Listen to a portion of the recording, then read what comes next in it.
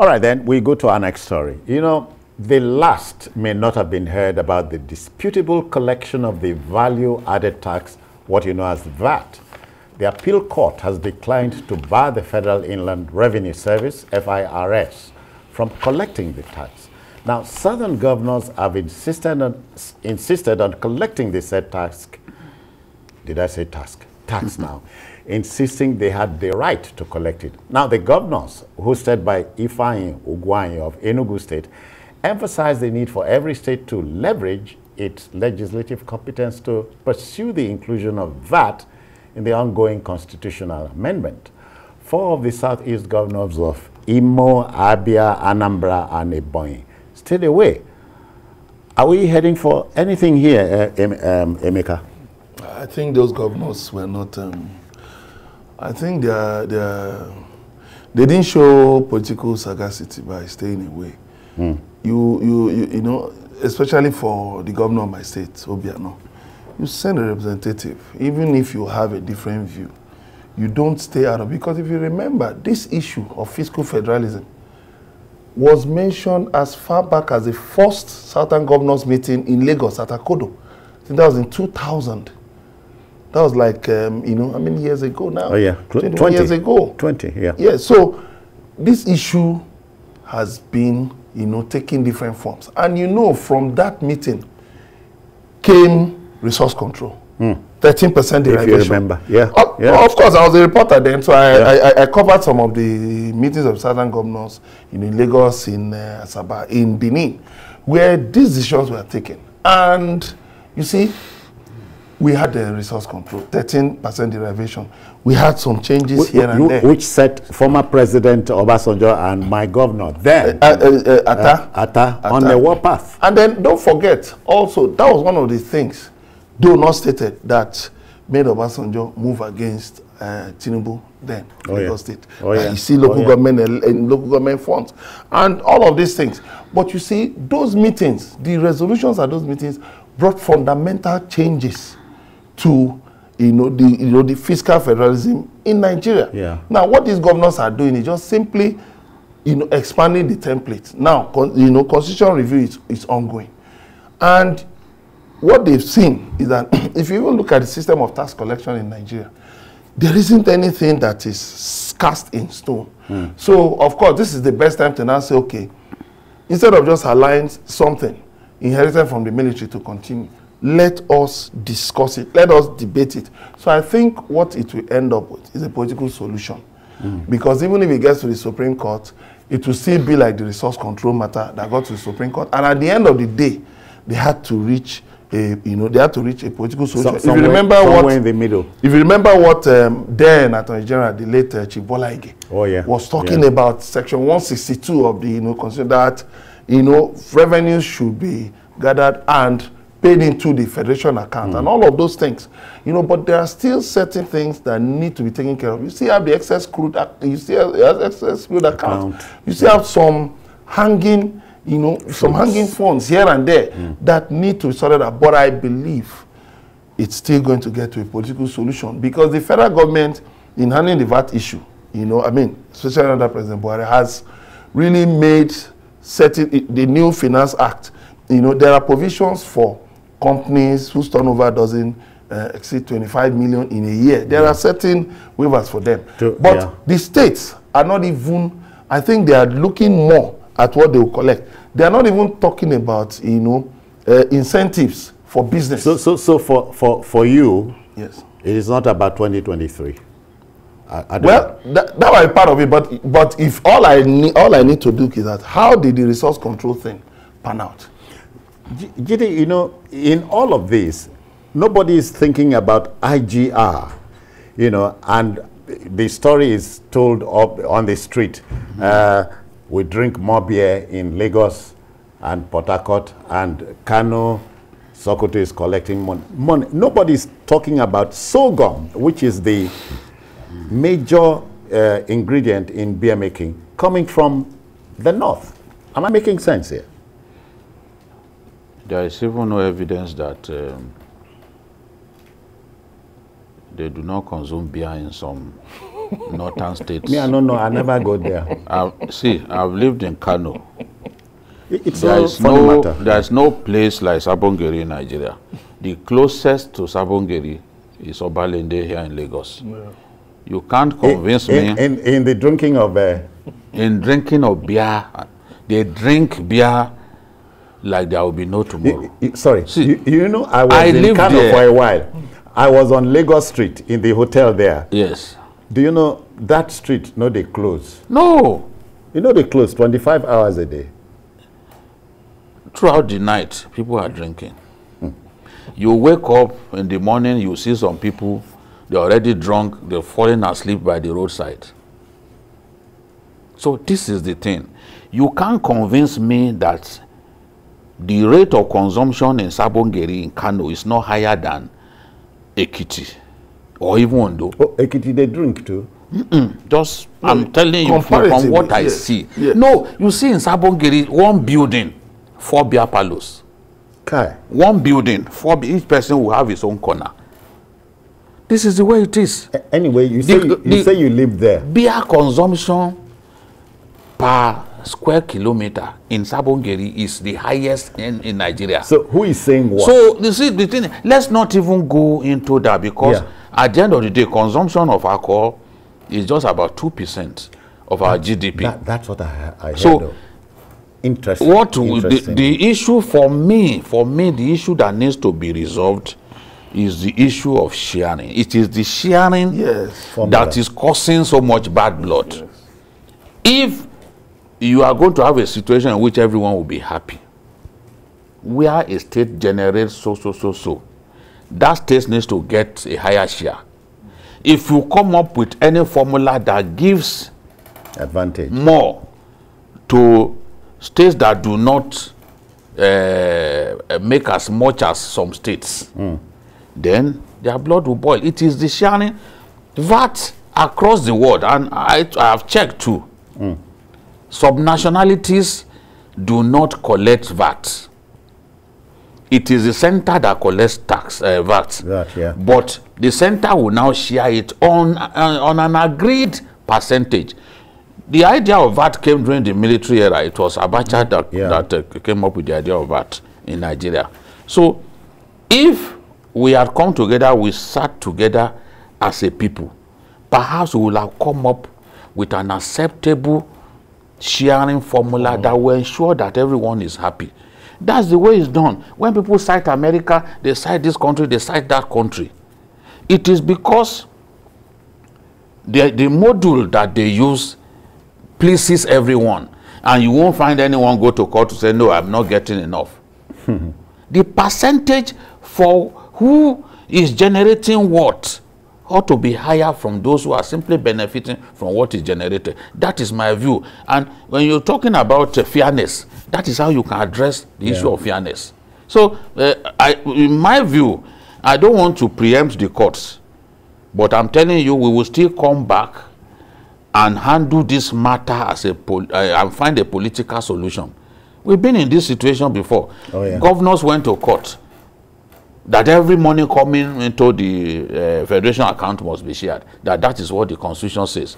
But a sensible country would like to save for the rainy day. But those governors pressured Jonathan at that time, pressured the country well. They went to court. At the end of the day, it was a political solution that was found, because even the Supreme Court admonished them to find a political solution. Yes, the constitution says funds accruing to the center shall be shared, but it doesn't mean that we will see countries saving into the sovereign wealth account. We will see countries saving money for the rainy day, and we will behave like fools. No. The laws are made for man. Man shall never be a slave to laws. That's what we should bear in mind. For me, this whole VAT thing and the fact that we are even turning it into an ethnic issue, it makes me sad. Because it's not an ethnic issue, it's a socio-economic issue that we need to find a political solution to. But quickly, the NGF came to be on account of things like this. So the governor should be speaking one language. It's difficult because some states will benefit more than others.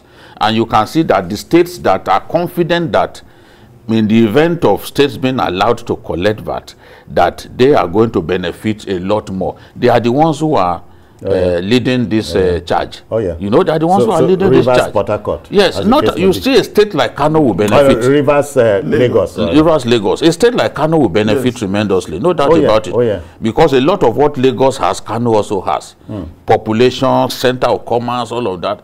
If they improve on their capacity to collect taxation, Kano too will benefit. But the point that I'm making is, it is globally recognized that this tax should be federally collected. Yeah. But the sharing must please everyone. Must find an acceptable mode of... Begs the question of, yes, can you really please everyone, Emeka? But go far enough. You can't please everyone, but go far enough to be seen, to be fair. To be fair. And if you look at it, actually, arguments have been canvassed here and there. Only show that the federal government and the state governments have been postponing the evil day when it comes to reviewing the revenue allocation formula. So if you even look at the VAT thing, the question the organized private sector is asking is that, okay, let's say, for instance, at the ports, who is going to be collecting VAT at the ports? And there's a lot of money in areas that are outside the exclusive control, or outside the control of the states. There's so much money there.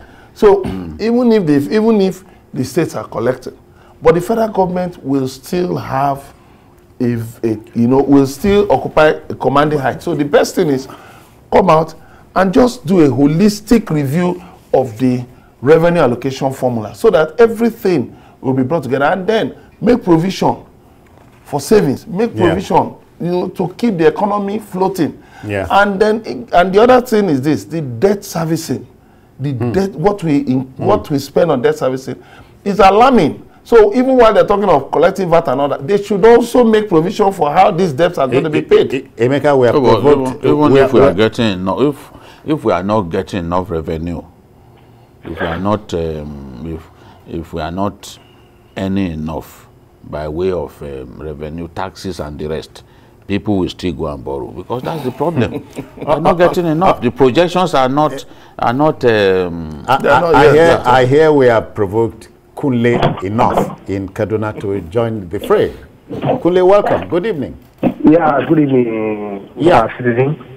My brother, Mr. Risodoju and Mr. Emeka. Thank you. Yes, I want to say something about this VAT issue.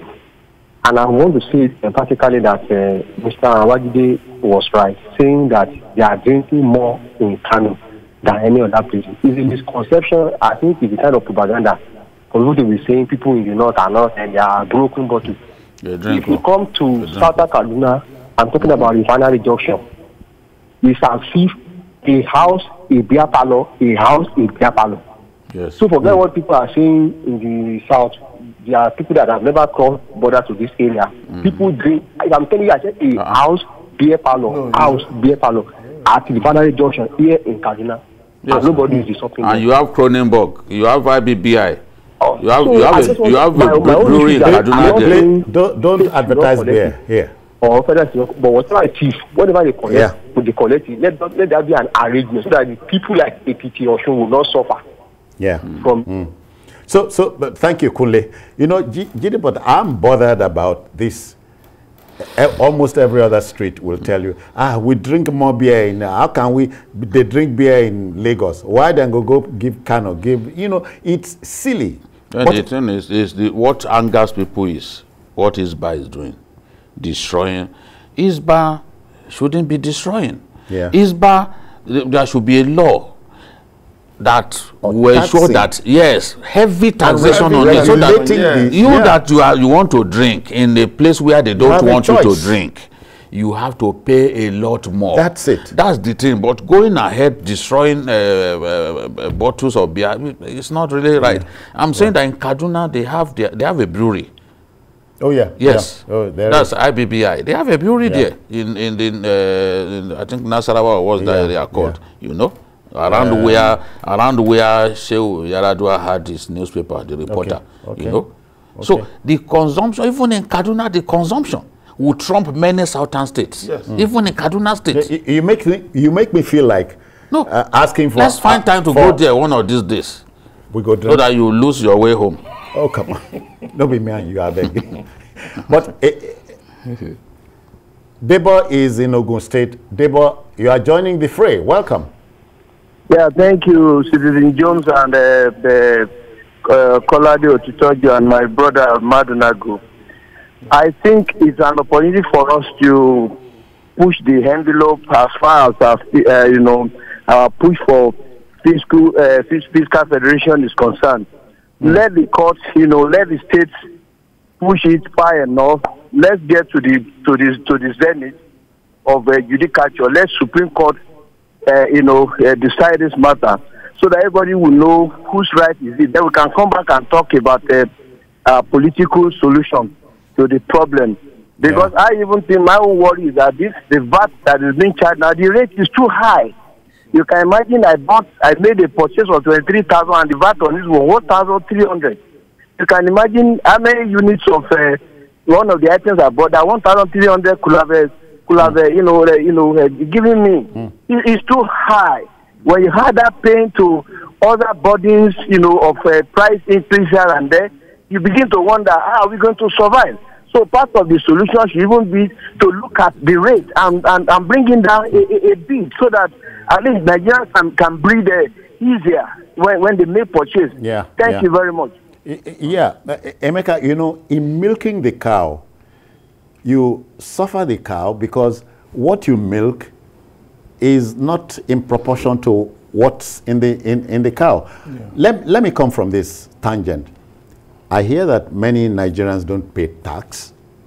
Can we talk about IGR away from this VAT? Many states, the internally generated revenue, they couldn't be bothered because they go to Abuja, collect money. Yeah, which is also part of the problem, that feeding bottle federalism we operate, so states don't even bother. Then again, you look at the mode of collection and the cost of collection. In states, a lot of states are using consultants. And you know what goes to consultants. Even the states don't even have the interest or the capacity in monitoring what these consultants collect. And then in so many areas, in so many areas, there are many areas where the states are supposed to be earning revenue. Are they even interested? They are not interested. So every month, you just go to Abuja, collect a check, pay salaries, and then share the rest. I think even the states themselves, the state governors should also ask themselves critical questions about, whether this VAT debate is even worth it. Because at the end of the day, they are overlooking a lot of areas where they can make. Okay, for instance, you mentioned sorghum. But it's an agricultural product, and I don't think it's not vatable. Agricultural produce is not vatable. So the point is, you produce, but that's what you use in making beer. Thank you. So when you convert that's also one of the. When you process it, it becomes vatable. But as agricultural produce, it's not vatable. That needs to be that needs to be cleared. That needs to be cleared. Then so many areas where states can actually improve the IGR, but they are not bothered. They are not bothered. This is where followership comes in, Jide and Emeka. Everybody talks about, leadership that is lost. Nobody talks about a corresponding followership that should hold leadership to account.